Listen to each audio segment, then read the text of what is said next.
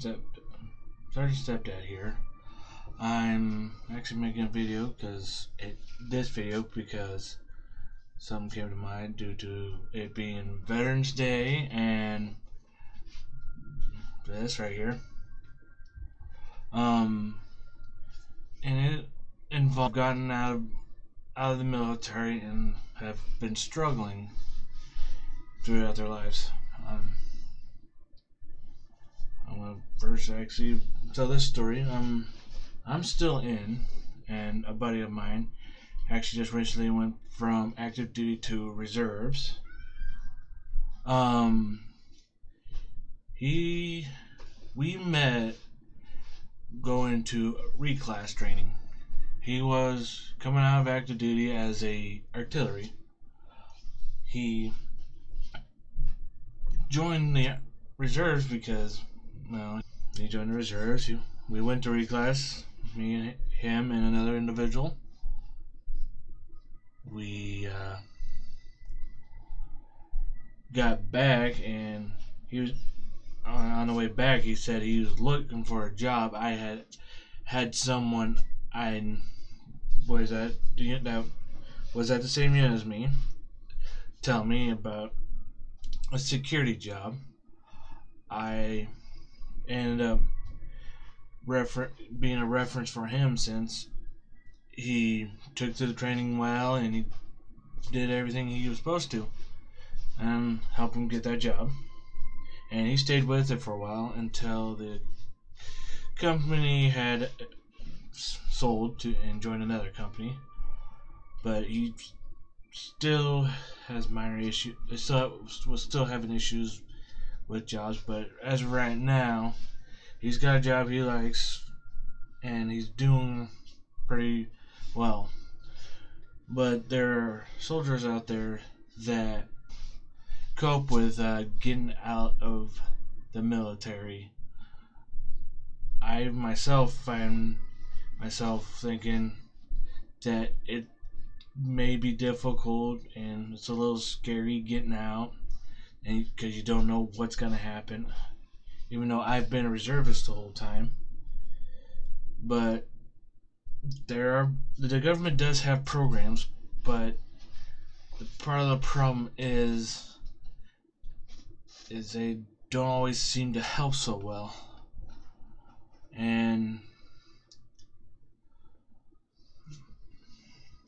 then you got the soldiers that are afraid to ask for help because they think it's against what they should look like. They think they need to look tough and be able to handle things on their own. I'm going to put it this way. They should not be strength and real courage to ask for help when you need it. And yes, we got other organizations out there that are helping with this. I mean, like the Till Valhalla Project, which is also helping with Mission 22. And I've actually pulled up the statistics from about at least suicides. And I'll pull it up. And as you can see here, this is from 2001 to 2019 stats on suicide. And it has recently fallen off. And it actually tells you these are part of the VA stuff, information on this. But usually, from the understanding, it's like 18 to 22 veterans a day commit suicide because they've lost their support channel and they have no way of doing anything about it. And these groups are trying to be out there providing support for these veterans. I mean, there's a lot of statistics in here. And yes, it has dropped, but it's still these issues. A lot of these groups and these missions have they won't stop until there is no more veteran suicides. I mean, now I'm going to put it this way: some of the government entities that are supposed to help with these have dropped the ball when it comes to helping veterans. I know it's gotten better at the years, but they still got to keep improving, or else there's always going to be some that always be soldiers. Mental health, or finding them a home, or helping them with getting a job. I mean, Mission 22, there's programs. They've got recovery and resiliency, wellness program, and I can see, Night for Warriors. This group also has my buddies that I've been helping out. Just come visit. They bring his family, visit my own father's horses. Firefighter, police officer that has done this, or has either died on the line of duty or taken their own life.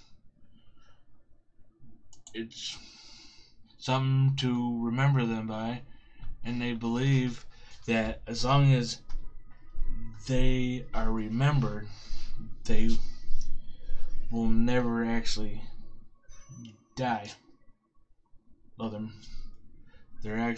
They will never die.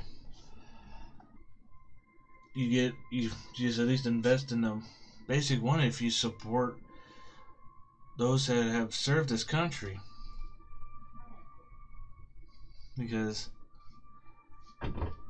we owe it to those that have served to continue on supporting this country in other ways rather than just letting them fade away. That I know of military wise commit suicide, but I really don't want EMS, police, I don't want them to end up doing this either.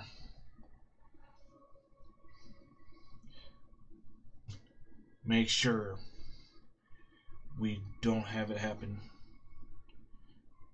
or at least make sure people have ways of getting help, since the government only does so much for veterans. This also reminds me of the fact that years ago I knew a guy that was a veteran and he was homeless, but of course he seemed like he was okay with the way he was living. And I mean, I was nice to him. I mean, he'd come by the smoking area and pull out cigarette butts. I used to smoke back then, so I gave him a whole cigarette once in a while. I even, on a bad day, well, when the weather was bad, and gave him a ride back to where he was staying. I don't know what happened to him after I left that job I was working at, but while I was there to help him, I would have done it.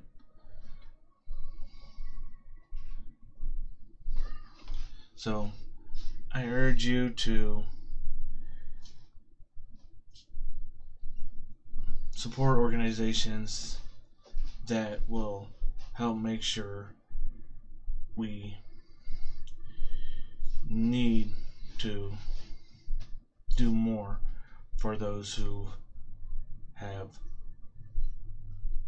wrote a blank check for this country.